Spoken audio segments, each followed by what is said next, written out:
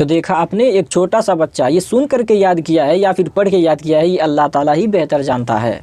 तो दोस्तों देखा आपने, अगर हमारे कौम के लोगों से अगर पूछा जाए कि भाई थोड़ा सूरह फातिहा सुनाइए या फिर कोई सूरह सुनाइए, तो अरे हमको याद कहाँ, हम मदरसे में थोड़ी पढ़े। तो पढ़े कहाँ हो?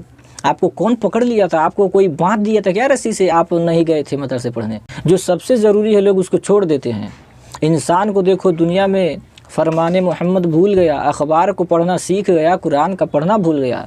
तो मेरे भाइयों और दोस्तों, कोशिश सबसे बड़ी चीज़ है। आदमी कोशिश करके चाँद पे पहुंच गया और आपको एक सूरह फातिहा नहीं याद है, आपको नमाज में पढ़ने वाली सूरतें नहीं याद है, कहते हो अरे हमको याद कहाँ है। और कुछ लोगों को सुन करके जो याद है ना, अगर पढ़ते हैं तो क्या बताया जाए, माने चेंज हो जाता है। उसका जो माने होता है, जो तर्जमा, जो ट्रांसलेट होता है वो बदल जाता है। तो बहुत मतलब है कि कभी कभी तो आदमी गुनाहों में मुब्तला हो जाता है। जैसे सूरह इखलास है, उसमें है बड़ा काफ से कुल है, जैसे कुल कुल, इसमें फ़र्क है।